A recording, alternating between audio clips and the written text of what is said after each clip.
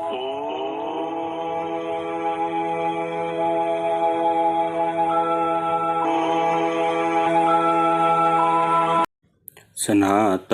ધર્મની જય.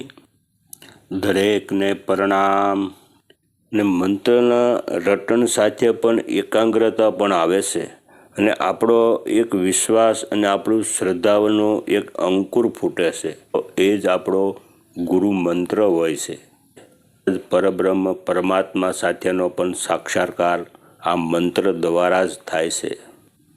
અને આ બધો અનુભવ કરવો બહુ સહજ અને સરળ પણ છે. એ અનુભવો જ એક સાધકને આધ્યાત્મિકની અંદર અને આવા અનુભવો થાય ત્યાં અને ઉરમાં એક આનંદ પર પ્રગટ થાય છે.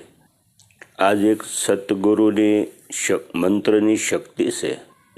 કેમ કે આ મંત્ર એક જડ નથી હોતો, આ ચેતન મંત્ર હોય છે. અને ગુરુ મંત્ર દ્વારા જ સાધકને આ અનુભવ થઈ શકે છે. અને જેમાં કલ્યાણ આપણને જણાય છે તેમાં જ આપણું ચિત્ત પોરવવું જોઈએ.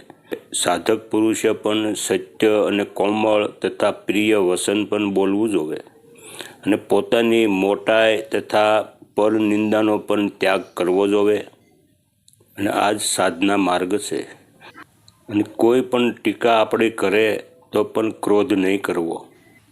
અને સમય પરિસ્થિતિ અનુસાર આપણે જ્યારે સાધકને જીવન જીવવા માટે અને દુઃખના સમયે પણ આપણે થોડીક ધીરજ રાખવી.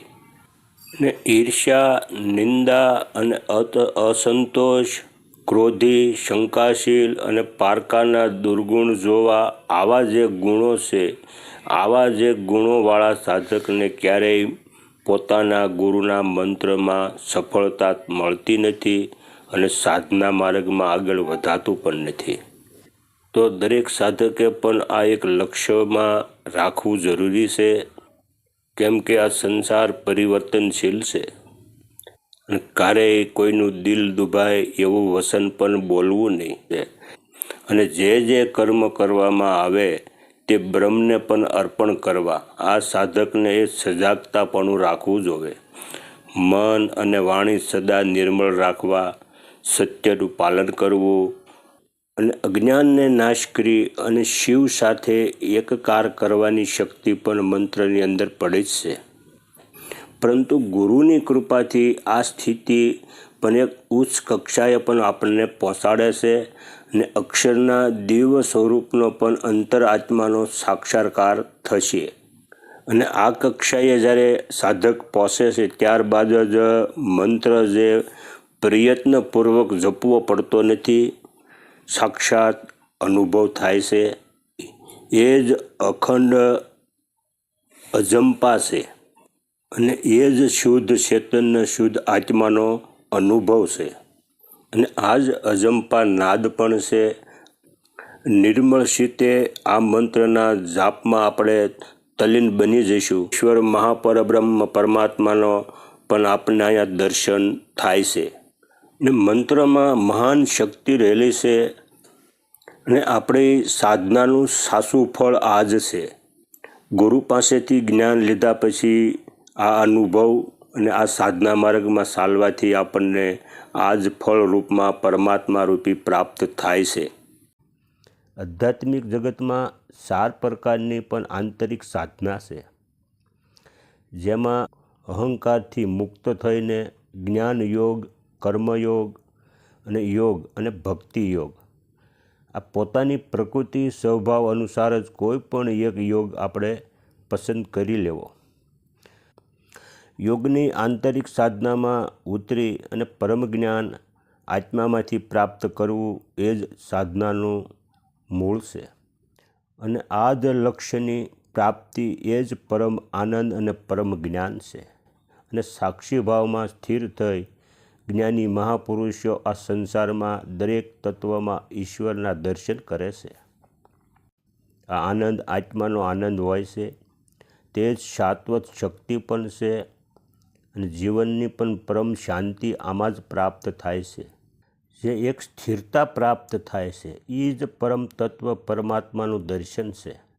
ચૈતન્ય અહંકારથી જે મુક્ત થઈ ગયેલું જીવન અને જે અધ્યાત્મમાં જે આ વસ્તુ ગોતે છે એને જ આ વસ્તુ પ્રાપ્ત થાય છે. ત્યારે જ આપણે આ શુદ્ધ ચૈતન્ય આત્મારૂપી સત્યની પ્રાપ્તિ થાય અને અભયભાવ આપણને પ્રાપ્ત થાય છે. તમે જે પ્રાપ્ત કરવું છે આપણી અંદર જ છે, આપણા ઘટમાં જ છે અને આપણા જ નિજ સ્વરૂપના શરણમાં પડ્યું છે. ભક્તિ અને જ્ઞાનને માર્ગ ઉપર ચાલવું અને પ્રભુને પામવા માટે જે સાધકે આ માર્ગ ઉપર ચાલી અને આત્માનો સાક્ષાત કર્યો છે તે જ સાચા સંત યોગી કર્મયોગી કહેવાય છે અને આ જ ભક્ત અને જ્ઞાની પુરુષ કહેવાય. જ્ઞાન, ભક્તિ અને વૈરાગના માર્ગ ઉપર ચાલવા માટે સાધકે સૌ પ્રથમ તો વિષયરૂપી પદાર્થની અંદર જે આસક્તિ છે એનો ત્યાગ કરવો પડશે અને વૈરાગ એ જ એક આધ્યાત્મિકનો પ્રાણ પણ છે. તો આ પરિસ્થિતિમાં વિવેક પણ આપણે રાખવો અને સદગુરુના વચનોમાં વિશ્વાસ રાખી અને દરેક સાધકને સંઘર્ષ કરવો પડે. ત્યારે દરેક સાધકને સમજીને ચૂપ રહેવું અને ચૂપ રહેવાથી અને અભ્યાસ અને સાધના વગર આત્મા સાક્ષાત્કાર થતો નથી અને હરિને પામવા માટે સાધના સિવાય બીજો રસ્તો નથી. જ્યાં સુધી સ્વભાવ બદલાશે નહીં ત્યાં સુધી હરિ રીઝશે નહીં. કામ, ક્રોધ ને સ્વભાવને આપણે જીતવો પડશે અને આને જીતવા માટે જ આપણે સાધના એટલે કે અભ્યાસ પણ કરવો પડશે. ઉપવાસ કરી, વ્રત કરી, મંદિરે જાય, તીર્થ વ્રતમાં જાય, પણ આપણો સ્વભાવ જ ન સુધરે તો ભક્તિ ન થાય અને ગુપ્ત રીતે ભક્તિ કરવાથી અને વિવેક પણ પ્રગટ થાય અને અભ્યાસ વગર હરિ જડશે નહીં. ગમે એટલું જ્ઞાન આવી જાય પણ આપણે અભ્યાસ ન કરીએ, સાધના ન કરીએ તો આત્મારૂપી હરિ આપણને જડશે નહીં. તો મનુષ્ય દેહ મળ્યો છે તો ભક્તિ કરી લેવી, સાધના કરી લેવી, ભજન કરવી, અભ્યાસ કરવો. આપણી ઈચ્છાઓ પૂરી થાય પછી કરશું એવું ભૂલી જવું કે ઈચ્છાઓ તો છેલ્લા શ્વાસ સુધી પણ પૂરી નથી થતી. સતગુરુ ભગવાન કી જય.